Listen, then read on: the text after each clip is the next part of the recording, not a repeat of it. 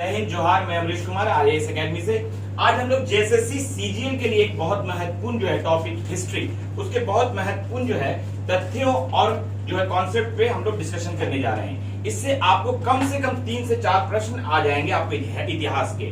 तो सबसे महत्वपूर्ण चीजें हैं कि भारत का नेपोलियन किसको कहते हैं। बहुत बार ये प्रश्न पूछा जा चुका है, हर एग्जाम में पूछा जा चुका है, ग्रेजुएशन के भी एग्जाम में पूछा हुआ है, एमए के एग्जाम में पूछा हुआ है। तो भारत का नेपोलियन जो है समुद्रगुप्त को कहते हैं, बहुत ही महत्वपूर्ण है। समुद्रगुप्त ही ऐसा पहला राजा था जो कि 9 जो है उत्तर भारत और 12 जो है दक्षिण भारत के राजाओं को जीता था। इसी तरह बाद में हम लोग अलाउद्दीन खिलजी को भी देखते हैं जो कि दक्षिण भारत के जो है कि 9 राजाओं को जीता था।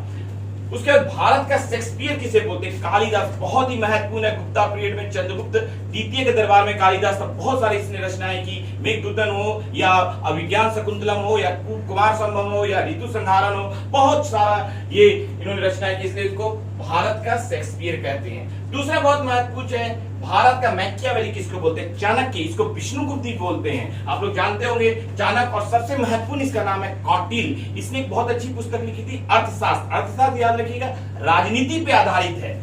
और एक बहुत महत्वपूर्ण है शिलादित्य। शिलादित्य हर्षवर्धन को बोलते हैं, ये भी बहुत ही महत्वपूर्ण है। ये बहुत महत्वपूर्ण हिंदू शासक था जो अंतिम रूप से उत्तर भारत को संगठित रख पाया। और इसने जो है बौद्ध धर्म को ग्रहण किया और इसने जो है आपको प्रयाग में जो है कि मोक्ष परिषद की स्थापना की।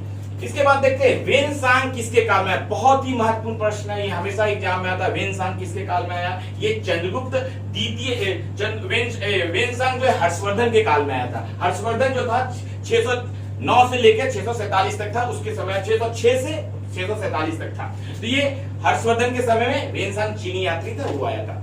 दूसरा एक चीनी यात्री था फाइन, ये किसके काल में आया था, ये आया था चंद्रगुप्त द्वितीय के काल में। बहुत महत्वपूर्ण है, ये बहुत बार प्रश्न पूछा जाता है। नालंदा विश्वविद्यालय बहुत ही महत्वपूर्ण है, ये कुमारगुप्त के काल, कुमारगुप्त ने नालंदा विश्वविद्यालय को आपको बनाया था, बहुत ही महत्वपूर्ण है। चालुक्य नरेश पुलकेशिन द्वितीय, याद रखिए क्वेश्चन हमेशा आता है। चालुक्य नरेश पुलकेशिन द्वितीय और उत्तर भारत का जो शासक था हर्षवर्धन, इसके बीच लड़ाई हुई, युद्ध हुई और वो युद्ध हुआ नर्मदा नदी में। ऐसे दोनों ही बोलते हैं कि हम लोग जीते थे, लेकिन कहा जाता है कि चंद्रगुप्त हर्षवर्धन को जो है चालुक्य नरेश पुलकेशिन द्वितीय हराकर वातापी कोंड का उपाधि लिया था। ये बहुत ही महत्वपूर्ण चीजें हैं। फिर एक बहुत महत्वपूर्ण हास्य पे हंसने पे पुस्तक है मध्य विलास प्रहसन, ये महेंद्र वर्मन प्रथम ने बनाया था, लिखा था इस पुस्तक को महेंद्र वर्मन प्रथम ने। ये बहुत बार पुस्तक पूछा जाता है और ये क्वेश्चन तो आईएएस में 8-10 बार पूछा जा चुका है प्रीलिम्स में। एलोरा में कैलाशनाथ मंदिर किसने बनाया, कैलाशनाथ मंदिर एलोरा का किसने बनाया, कृष्ण प्रथम ने, राष्ट्रकूट शासक थे। बहुत बार प्रश्न पूछा जाता है, इसको आप किसी भी तरह गलत मत कीजिए। उसके बाद त्रिपक्षीय युद्ध, ट्राइपल युद्ध जो है, ट्रिपल युद्ध जो है, ये आपको ट्राइपार्टी युद्ध बोलते हैं इंग्लिश में। इसको त्रिपक्षीय युद्ध कन्नौज के लिए लड़ा गया और ये कन्नौज के लिए हर्षवर्धन के बाद ये युद्ध हुआ था। और ये 3 जगह की शक्तियां थी, जैसे पाल था पूर्वी भारत का, प्रतिहार था मध्य भारत का और राष्ट्रकूट था दक्षिण भारत का। ये मैं इसलिए बता दे रहा हूं, कभी कभी राष्ट्रकूट पूछा जाता है किस तरह की शक्तियां, किस तरफ की शक्ति थी, तो दक्षिण भारत की शक्ति थी। और अंत में विजय जो है प्रतिहारों की हुई थी कन्नौज के लिए। ये बहुत महत्वपूर्ण है। अब हम लोग थोड़ा ऊपर चलते हैं। चोल शासन बहुत ही महत्वपूर्ण है। चोल शासन में जो है प्रशासनिक इकाई जो है, इसका भी नाम आ जाता है जैसे मंडल, प्रांत। जैसे आज जो राज्य हैं वही प्रांत है, जो 28 राज्य हैं उसी तरह प्रांत होते थे।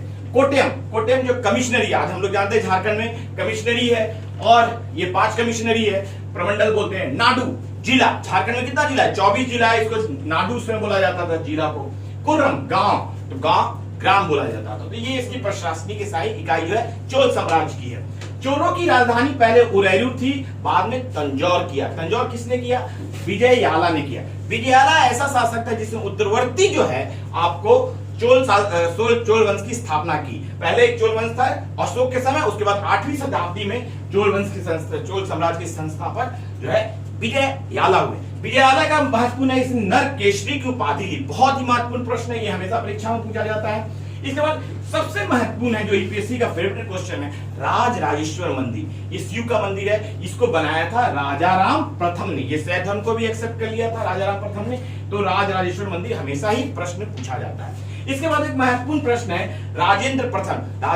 राजेश्वर के बाद, राजाराम के बाद जो है राजेंद्र प्रथम चोल शासक बना था और उसने जो है बंगाल में युद्ध किया। किससे किया, आपको महिपाल से, और उसको हराया, बुरी तरह से हराया, और पूरी बंगाल की खाड़ी पर कब्जा करके अपना झील बना दिया। इसलिए उसके बाद उसने उपाधि लिया गंग के कोंडचोल, गंगे कोंडचोल। तो ये बहुत महत्वपूर्ण उपाधि है।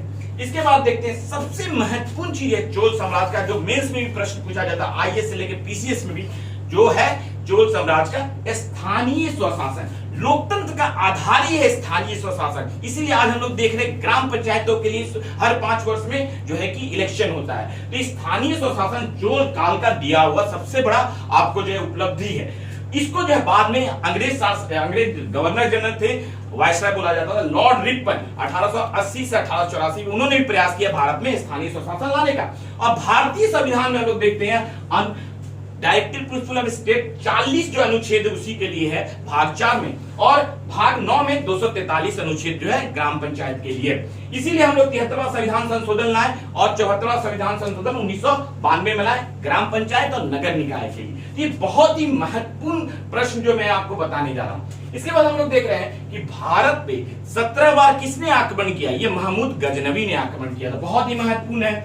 और भारत में जो है विष्णु को जो मानने वाले थे उसको अलावर संत कहा गया, और जो शिव को मानने वाले थे उसको नैनार संत कहा गया। ये बहुत ही महत्वपूर्ण है।